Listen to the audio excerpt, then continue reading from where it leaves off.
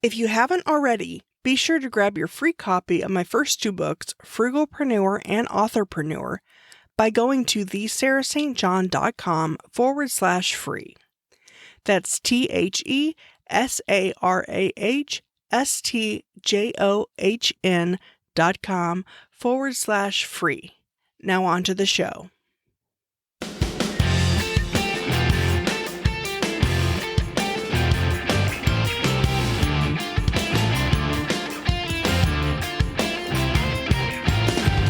Welcome to the Frugalpreneur podcast. I am your host, Sarah St. John, and my guest today is an author, speaker, community builder, coach, and subscription box owner of Sparkle Hustle Grow, a monthly subscription box and online community for female entrepreneurs.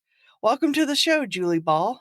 Thank you so much. It's such an honor to be here. I'm so excited. I've been looking forward to this. I'm actually a member, you know that, but Yep. the audience doesn't probably, of Sparkle Hustle Grow, and I just love it. And just the whole subscription box business is interesting. How did you get into that? Ooh, well, so I was a corporate ladder climber for over a decade. And that was before I was a parent. And when I got pregnant with McKenna in 2011, I had this mindset shift. And at the time, all I needed was an internet connection to do business. I have a background in marketing, internet marketing specifically. And so I wanted to work with small businesses. So back in 2011, I started freelancing as part of my exit strategy. Becoming a stay-at-home mom and doing the freelance gig was new to me, but I was really excited and I jumped in. It's one of those moments where you're like, I just needed a reason to do this, to try something new. And becoming a new mom was my out of corporate America. And so I was working with small businesses and had a web agency that supported female entrepreneurs. Fast forward 5 years, and McKenna was about ready to start kindergarten. And before she started, we're like, the mountains are calling. You've heard that phrase before. It's so true. And so we moved from the Charlotte, North Carolina area to Asheville. We wanted to do that before McKenna started school. So it'd be kind of a fresh start for everybody. Well, being in this new town, I was craving community. You know me, I thrive in community. I built this community of Sparkle Hustle Grow. If your listeners haven't heard of it before, it's an online community. It's a subscription box, an online community for female entrepreneurs where our core mission is personal development and business growth. And so I was in this new community and I was just getting a little bit lonely behind the screen. I didn't really have a new set of friends here in the Asheville area yet. I was just getting, I don't know, I guess you'd call it antsy behind the screen. And so I just started dabbling. Whenever I get bored with something, I start dabbling, and I'm a very ambitious person. I'm like, ooh, what new project can I start to fill this gap of loneliness? And so I love getting happy mail. It's always been a part of my life, like sending handwritten cards, and I loved receiving subscription boxes and anything that wasn't a bill, to be honest with you. I really fell in love with the subscription box model because of the recurring revenue side of it. As an entrepreneur, we a lot of times either trade hours for dollars or sell a product where we're continuously chasing a new customer. Well, this recurring model wasn't like that. The recurring model is people are going to buy from you month after month after month. And it just seems more sustainable, more predictable. And so that's why I was kind of drawn to it. And so I wanted to continue supporting female entrepreneurs.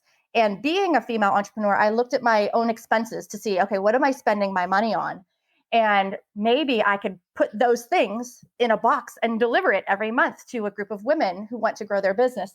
So I looked back and I was spending my money on books, lots of business books, Audible, but also hard copy books. I was spending my money on lots of online training. I'm sure you can relate. Most of us, it's like squirrel when we see a new course or a new download or something. It's like, oh, I want to learn that. So I was spending a lot of money on online courses. And then I was spending a lot of money on office supplies, but not just your typical black or blue Bic pen. I wanted things in my office that were going to bring a pop of color, that were going to inspire me and make me feel excited and happy to be working from home. And so I decided to put those things in a box and build a community around it. And it was a big leap of faith. I didn't know if it was sustainable, if it was going to be something that women really needed and wanted. But after the first month, I had nearly 50 people in on it on the first month. And I was like, okay, so this might have legs. Fast forward 2 more months and I was at 100 subscribers. And that kind of hitting that 100 subscriber milestone was a big moment for me where I was like, I had this pivot in my business where I wanted to start pouring a lot more into that and less into the hours for dollars, the agency side of it. Within 9 months, I was able to replace my full time income and I stopped taking agency clients. And over the next year, weaned out of that business and since have shut the doors to that agency. And now I'm all in on Sparkle Hustle Grow. Oh, wow. So how many subscribers do you have now? I have anywhere between 12 to say 1500 at any given moment during the year. And that's Mhm. intentional. That is our sweet spot. I never set out to be the next FabFitFun and have hundreds of thousands. I don't even know how many subscribers, honestly, they have, but never meant to grow it to this massive scale. What I found over the years, and we're about to celebrate our 4-year anniversary, is that when we are right around that 1200 subscriber mark, it is such a sweet spot from us, not only from a business perspective where I can pay the bills, I can pay my team and take home a profit, but also it still keeps the community intimate enough, small enough that you get to know each other and we have the type of interaction that we want. It doesn't get overrun by spammy posts and we really hone in on accountability posts, training posts, personal development, and things that are going to bring value and have a positive spin on it. So we love to stay right around that 1200 mark. A lot of people are Oh, surprised about that. yeah, that's actually a pretty good number. Wow. So, how do you go about finding more subscribers? I mean, probably Facebook ads, I imagine. I think that's maybe how I found you. But what other ways do you do? And then how do you retain membership too? Because I imagine that's just as big of a job. Yeah, those are great questions. So, in the subscription box industry, the term for the subscribers, the percent of subscribers you lose every month, is called churn. Basically, you want to keep your churn low. We like to keep it under 10%. And that's kind of like an industry standard to try to keep it under 10%. And just to give a frame of reference, if you have 100 subscribers with 10% churn, you'll lose 10 subscribers each month because that's 10% of 100. So each month we have to replace that churn, but we also want to continue to grow. Throughout the year, seasonality takes effect. A lot of people typically will spend less on things like this in the summer, more on things like this, say in Q4 or Q1 when they're super motivated and they're like, let's do this. So it's a constant game of beating out your churn. The opposite of churn is called retention. And that's kind of what you were talking about. How do you retain those customers? So to combat both of those, one, we want to continue to put out a product that's amazing and that is game changing for our subscribers, something that ultimately becomes a non negotiable. Like, I need this every single month because this is what I use to grow my business. This is the training, this is the community that I lean on. So that's one of the biggest things. We always try to bring more value, not just, we never want to be known as just a box of stuff. We want to make sure that we're bringing it from the community perspective. We want to make sure that we're bringing trainings that are really going to move the needle in your business. So that's our big kind of focus with the retention side of it. Now, to combat churn, you're always going to have churn. That's just part of the business. And that might be because, someone, maybe their finances are tight this month. Maybe they moved and, they had to pause things for a while. Maybe they just didn't even like it. So there's always going to be those moments of, okay, we just lost these customers. How do we replace them? We have a variety of things that we do. We have some organic things like our blog and word of mouth. Word of mouth is really big. We have a referral program where if you refer 4 new subscribers, you get your next renewal for free. So a lot of people get really excited when they get their box and they want to share that with their network. So that is really powerful to have that word of mouth. Just think about, if a friend suggests a movie to you or a restaurant to you, you're so much more likely to go to that restaurant or watch that movie because you trust your friend. Do you use Facebook ads? The way I like to look at it is I have my network and you have your network. And how do we get beyond that? You may share it with someone who is out of my network. So it's that ripple effect. But how do you continue to pursue that? And that's where Facebook ads comes into place for us because it allows us to reach people that we might not have otherwise found on our own organically. Yeah, I think it was a Facebook ad. I can't remember because it's been a few years, but Yeah. one thing I do remember is that however I found you, whether it was that or Cratejoy directly, was For me, normally when I see something I like, it takes me, well, the average is what, 7 I times bet it's or much whatever. higher in this day and age. Yeah. Yeah, like 7 times to see something before that you actually buy it at that point. And that's kind of how I am. I think about stuff forever before I actually buy it, whether it's a course or what have you. But as soon as I saw that, I bought it right away. I signed up right away. I was like, this is so niche down and targeted towards me that, yeah. I And love I it. love it. And I love how every month there's a book Mhm. and there's also products, like you said, like maybe a stapler, or if they're like nice colors like Yes, teal and stationery and turquoise yes, exactly. and And pink. one And of the big things that makes it an easy sell for a lot of women like you and me is that we like to call it the best business expense ever because it's office supplies and personal development. So all you have to do is talk to your accountant and you can write it off as a business expense. yeah, that's true. One of my favorite things is the training. There's an online training every month. And basically, the box, it's like, what, $40 or $50 a Mhm. month.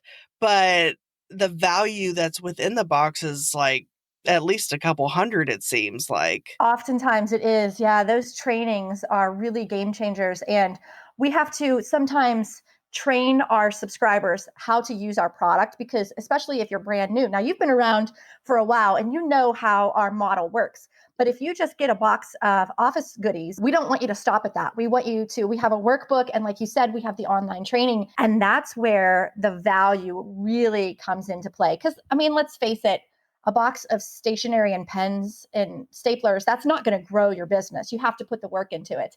And so we try to find guest experts that teach something that's going to help move the needle. And I'm not an expert in all of those things. And I'm learning alongside you, and alongside the subscribers. And that's, I mean, I feel like I have the best gig in the world.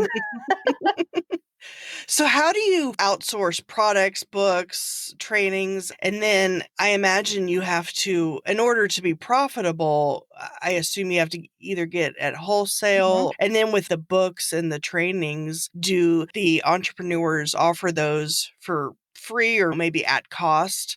That's a great question. So I'll start with the products. We do buy things at wholesale. So we negotiate with vendors. Sometimes vendors will pitch us. We have a form on our website and it's just allows anyone to submit their product. So if you have any listeners that have a product that would be a good fit for a female entrepreneur, then I would encourage them to head to sparklehustlegrow.com, scroll to the bottom, and there's a link that says submit your product. I love to see all of these amazing products come across our plate. And so that what we do is we take a look at them. We put 4 to 6 items in each box. So there's a lot of factors that come into play when we're deciding what works. We obviously have to look at the budget. We obviously have to look at what actually fits physically in the box. It's a pretty small box. It's only 6 inches by 9 inches by 3. So we have to be very cognizant of the size of products. And then obviously we have to make sure that it fits our target audience and that theme for the month. So that's typically how we pick the products. So not only do people submit products to us, but we also seek out vendors. So in the past, we've gone to events like the National Stationery Show. Yes, that's a thing, and it's amazing. The past couple years, it's been at the Javits Center in New York City, and it is floors and floors of booths with books and stationery and trinkets and pens, and it's amazing. So we do sourcing from there. And now, 4 years in, we also have a lot of our go to vendors. So we try to think about what do we need for each box. We always try to put in a piece of stationery, a tech gadget, and an office supply. So we have these categories that we fill. So we'll reach out to our vendors and say, hey, we need to fill this category for our February box, for instance. And then we'll start the conversation about maybe they have some new items. We love to carry new items to be some of the first to market. Same thing with books. We seek those out. Sometimes people will submit them to us, but we have to read them and, make sure that they're a good fit for our mission and for our target audience. So, and then we negotiate either with the author directly or with their publisher to see if we can get it into a price point that fits our budget. Now, when it comes to guest experts, those are typically built from personal relationships. So, whether I've met that person at, say, an event, or maybe I've read their book personally, or I listened to their podcast, Or if I have a topic, for example, and I ask a couple of my colleagues, hey, do you know anyone who teaches this topic? And those will be then personal kind of recommendations or personal introductions. And that's where we begin the conversation. And the model there is we look for a what we call the gateway training.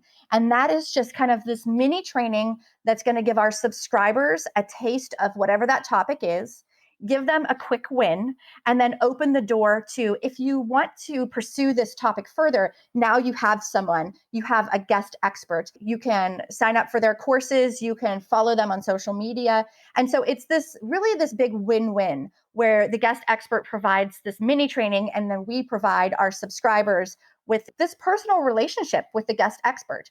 You know what I mean? So that they can pursue it or not, depending on what the goals of their business are. Yeah, and I love how it's introducing us to all these other predominantly female entrepreneurs. Like, that's how I found out about Rachel Hollis. I didn't know who she was until Mhm. and now she's like blown up. And just different entrepreneurs that you've had, like their books or their courses in the box. And then I go on to follow them. And Yeah, it just opens the door. And to be honest with you, with personal development and business training, you can go down a huge rabbit hole because there's so much content out there. So it's our goal to dig through that clutter and deliver the best of the best, so that if you know that you need someone who can train you on business finance, or you need someone that can train you on mindset, then you can go back to those people, that core group of guest experts that we've introduced you to, and just dive right in. You don't have to go down the rabbit hole anymore. And you also mentioned the tech gadgets, which I love. Yeah. Every month I'm like, oh, I needed that. Well, now I don't need to go out and buy it, like a new charger, cable, or battery backup or whatever. And they're always cool colors, gold, pink. And then sometimes you even brand them. How do you go about doing that? Yeah, we work with some agencies and some direct to product companies that we say, okay, we're looking for this product. And they'll come back to us with a couple of different options, and we get to design it, whether we just want to put our logo on it or if we want to change the color or a pattern or something like that. And so we do that from time to time.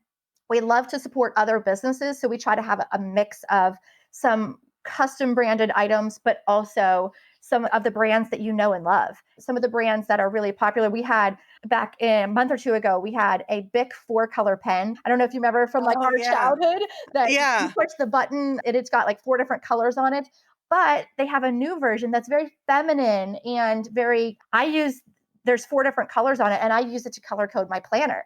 And so Bic is a name that we all know and love, but now they have this new product. And so we like to support those brands and then, pepper in some of our own custom ideas. Yeah, I'm actually using that pen right now. Well, I'm not like literally right now, but when I'm watching something on the computer and I need to take notes, that's what I use. I love it. Good. And then you also started a second box, right? The Together box, and that's for kids and families? Yeah, that's my husband's subscription box. Ah. So you can call us the subscription box family. He and our 9-year-old daughter started that one last year. It's called Together Unplugged. And it's a box for families to unplug and play together without the screen time.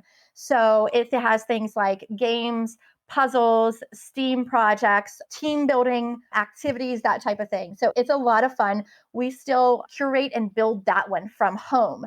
Whereas Sparkle Hustle Grow, I have my home office, but we use a warehouse to fulfill all of those orders each month. Oh, okay. I saw the Together Unplugged and I was like, "Ooh, I want that," but I don't have any kids yet, so it's like but I was still tempted to get it.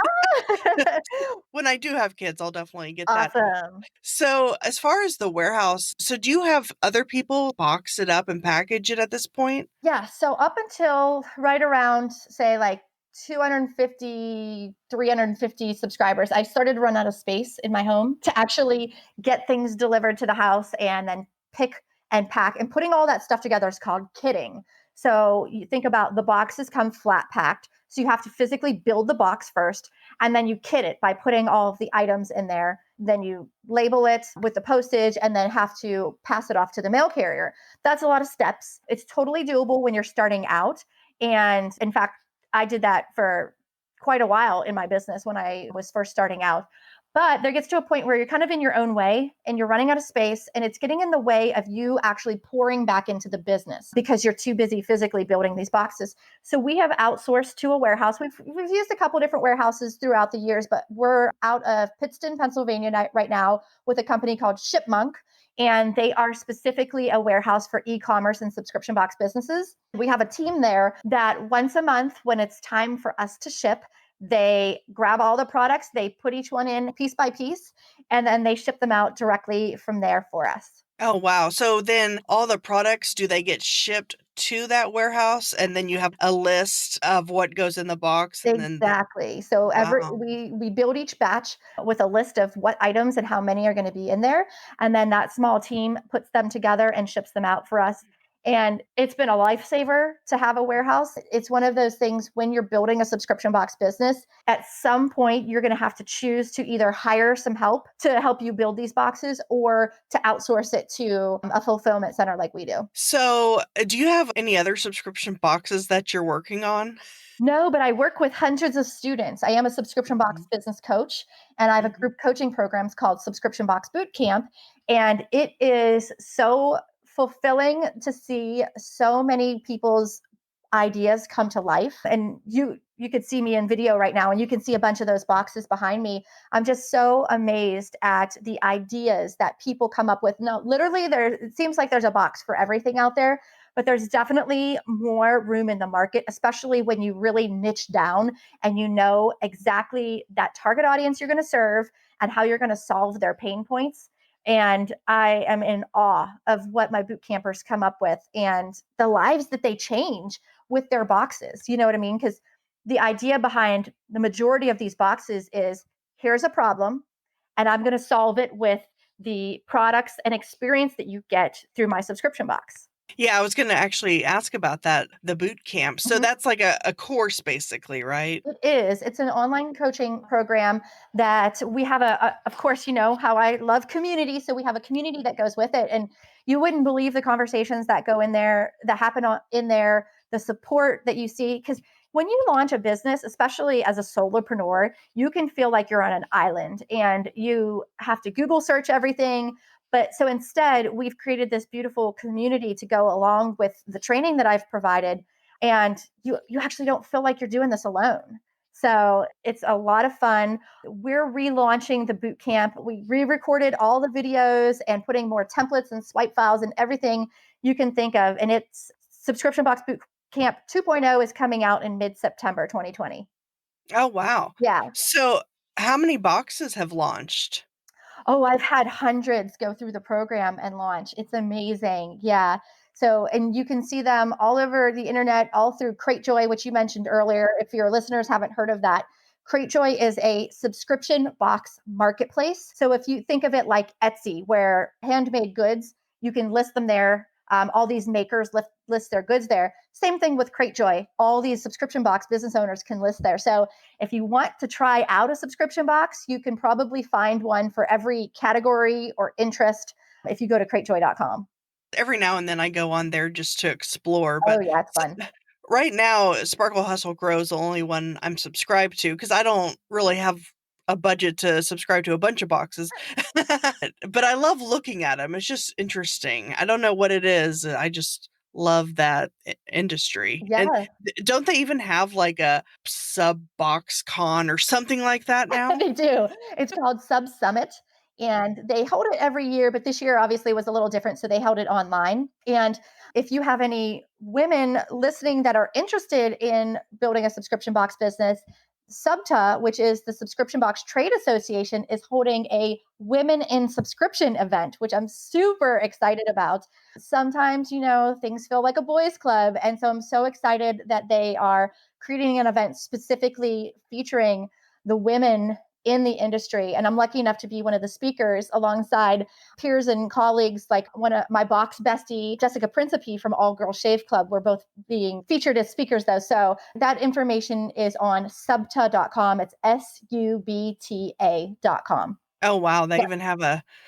A trade association. I know, it's like Trade association. That's it's crazy. great. It's like a really thriving industry. So we've got our own events, we've got a trade association. It's legit. I wonder when the first subscription box came out Ooh, or when the industry started. I'm that curious. I don't know. That would be fun to look into. I know Cratejoy has been a leader in the industry, but I mean, I know that boxes existed before their marketplace, or else Mhm. they wouldn't have a reason to create a marketplace. So that is so interesting. I'd be curious to know as well. The first one I ever heard about, I think it was called Faith Box, I'm Uh-huh. pretty sure. And I'm sure that wasn't the first box that existed, but that's the first time I had heard about it. And that was years ago, like, well, definitely more than 5 years ago, if not closer to 10. I'm not sure. Yeah, I've heard of that one. The two that come to mind that were on my radar early were Yogi Surprise, which is for yoga enthusiasts, and then Stitch Fix, which is a monthly subscription box of fashion. And so I had subscribed to both of those years before I launched my own box. And I still subscribe to a lot of boxes I call market research because I feel it's really important for me to open up a box, a surprise box, to really feel that either surprise or disappointment. I need to harness those feelings so that I can remember that and reflect on that when I'm curating my own products, or when I'm curating the products for my own subscription box. And so I love to learn from others and see what others are doing with their boxes. So I have a lot of fun with my market research. So, for any listeners who are interested in learning more about how to start a subscription box, or, I mean, obviously they can sign up for subscription box boot camp, but do you have any tips or advice for someone thinking about it? Yeah, definitely. I have a podcast called Subscription Box Basics with Julie Ball, and that is a really great place to start because it's free. You can listen to it, and I cover all the basics. I talk about things like what you need to start. I talk about things like wholesale, as you had mentioned earlier. That's the one thing I feel like you really need to master is the art of wholesale buying. And that essentially means that you're buying direct from the brand or from a distributor. You're not going to buy your products at a retail store because you can get a deep discount when you buy it direct. So I would say one of the other really important things to do is to carve out your concept. And I have a whole episode on that, is really getting clear on one, who do you want to serve? What niche? Don't just say, I want to serve women. Get down deeper into that. And maybe it's women who are pet owners, or women who are dog moms, or moms who do yoga, like very specific niches. Get clear on that and get really clear on how you're going to solve that, their problems, those common problems that they have, and how you're going to solve that with your membership, with your products that you provide, and the community and support that you provide. So getting really clear on that. Lastly, is it's so important to know what's your why. Like, why do you want to do this? Because when things get tough with any business, as an entrepreneur, it's a roller coaster. There's ups and there's downs. And when you're having those downs and you're in those moments of where you're feeling defeat, you can reflect back on that why and really dig deep for your motivation to pick yourself back up and try again. And so you got to get really grounded in your why. Yeah, that's excellent tips. Definitely checking out the podcast. Obviously, who's listening to this, they're podcast listeners, so that makes sense to just head on over Yeah. and check out the podcast. Another thing I was curious to learn about was your Shark Tank experience. Oh, Can you yeah. go into that? The Shark Tank experience. So, for those who don't know, I'm a Shark Tank reject. I made it to the second round. The quick story is a couple years back, and I was at a point where I felt that I needed some help, some assistance with my growth, like the scaling stage of my business. I felt a little stuck because I had plateaued with what my cash flow could afford as far as like paying for ads or influencers, things like that, but also kind of plateaued at a subscriber level. And so I thought, hey, why not Shark Tank? Let's try this out. And they did an open casting call in Charlotte, North Carolina. And so I drove there the night before, got up really early the next morning to stand in line for hours and hours and hours. I'm talking like I can't even remember what time I showed up. It must have been very, very early, but I think I was there for a total of maybe 8 or 9 hours. And you go, you get your wristband, and they tell you what time to come back after you've stood in line for like hours in the hot Charlotte sun on the pavement downtown. So you wait for like 8 hours to get literally 90 seconds to pitch your product. 90 seconds. Mm. So at that time, at that point, I had scripted out my pitch. I'd practiced it at least a gazillion times. Once I got in there, so fast forward those 8 hours. And, during that time, I'm meeting all these other entrepreneurs with some really amazing ideas and then with some really crazy ideas like, what? I can't even believe you're pitching that. But it was super fun to meet all those different people. It was a really good experience. So then I get inside the building and they put us in kind of like this, for better lack of better words, like a batting cage. Like we're in this room where we know that we're up to bat soon, but you don't know when. You're just waiting for them to call your name. And so, of course, I'm getting all nervous. The closer you get, the more nerves I would get. There was producers in the house. I thought this could be my big break. And it was so anticlimactic when I got in there because you pitch for 90 seconds to an associate producer who is at least 5, 10 years younger than me. And she, at this point, has heard 7 hours worth of pitches. And I'm like, you're probably checked out by now. You probably don't care. But I did my pitch anyhow. I put my all into it. I literally thought I was going to pee my pants before I went in there because I was so nervous.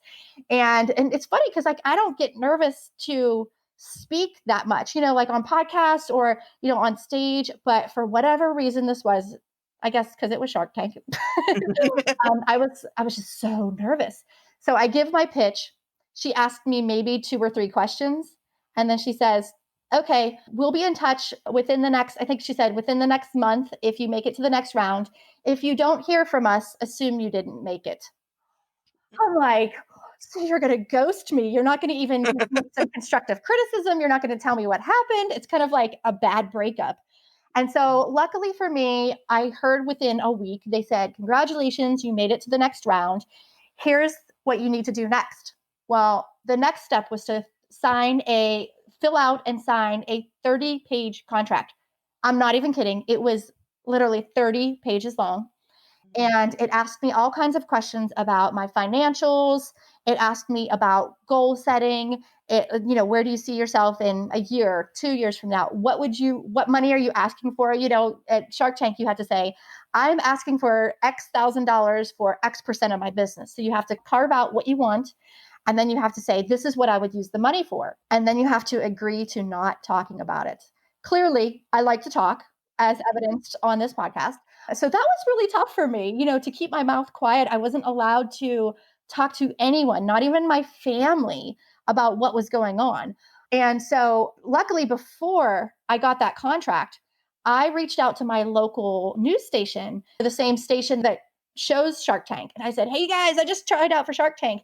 They literally showed up at my house the next day to interview me. I was like, whoa, good thing you came today because tomorrow I have to sign a contract that I'm not allowed to.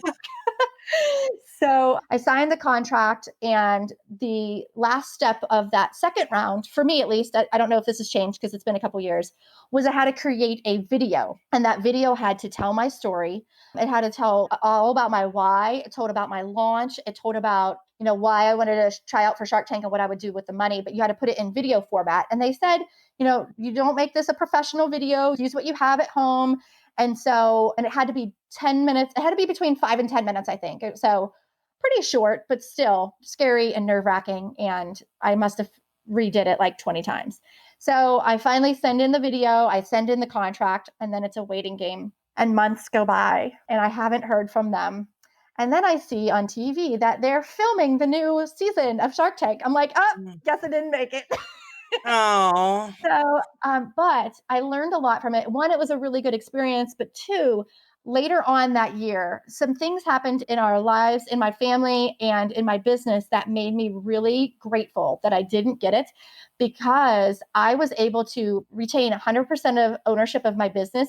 And I had to make some changes and some pivots. And when I was reflecting back on the choices that I had to make, I thought to myself, if I had an investor, they would not be okay with this. And because it meant me taking a break for a little bit, not stopping the business, but not chasing growth all the time, trying to tweak some other parts of the business. And in my mind, I was thinking, an investor is going to want sales, sales, sales, no matter what, growth, growth, growth. And for me, I needed a season of a little bit of change and a little bit of rest. And I was lucky enough to do that because I still owned my business 100%. So in the end, as happens so often when we don't get what we want, in hindsight, I was really glad the way it turned out. So for any of the listeners who are wanting to try out for Shark Tank, now you know what to expect. Yes, exactly. Well, like I said, that was a couple years ago. I don't know if it's the same, but I do know they still do open casting calls and that they have several rounds before you actually go to the studio and meet the sharks. Yeah, I love that show. It's actually my favorite show. And sometimes I wonder, how did some of these ideas even Yeah, get on here? I think that sometimes too. I think likability is part of it. I think the wow factor is part of it because let's face it, they need ratings and they need to keep your attention. So if there's boring pitches all the time and boring people all the time, you're not going to want to watch it. So I think on purpose they choose some characters, we'll call them. Just like on American Idol and shows like that, Yes. sometime or like America's Got Talent, sometimes people make it on and you're like, What? Yeah, how? Yeah, how? I'm with you on that. Well, that's awesome. And you also have a annual retreat, is that right? I would like to go on that sometime, Now but we've run it. I wouldn't call it annual because COVID got in the way. mm, We hosted our first in Riviera Maya, Mexico, and we call it the Work Hard, Play Hard retreat. And it was so much fun, and we learned so much and created these beautiful bonds with other female entrepreneurs. We were to host another one earlier this year, but COVID happened. We had already planned on having a virtual side of it where we were going to do some training and stuff online. So that was good. We didn't have to make a major pivot. However, the in-person part of the retreat at this point, we are pushing to next year. So mm, we're hopeful that it's going to be safe to travel and that everyone feels good about that. Moving forward, it's still to be determined what the retreat looks like if it's going to happen in the future. So travel is one of my love languages, that of my team as well. So it's definitely near and dear to us. So we just have to play it by ear and see what the landscape's going to be like, what the economy is going to look like in the travel industry, mm-hmm. Yeah, I love traveling. I actually had a travel agency for a while that Right. I recently closed it because, well, I was already thinking of closing it before COVID, just because I've decided that podcasting and just podcasting related, I'm coming out with a course and a book and a production agency and all this So stuff. awesome. I've decided to zero in on podcasting. So I was already thinking about closing it before COVID, but then with COVID, I mean, all my bookings had to get Mhm. canceled and then you make no money on it. So it's like Right. all this work goes into planning and booking and all this stuff. And then, Because with cause you, travel agencies, you don't get paid unless the travel happens, right? right. So golly, that industry. Oh man. Yeah. So then it was after that point that I was like, okay, now it's time. Yeah. Well, But good. I love to travel and I love Riviera Maya. I've been one time and Mhm. there's just it's like Cancun and Mhm. Playa del Carmen, all that Love it. Tulum or Tulum. Tulum, I don't know. Tulum. Yep. Tulum.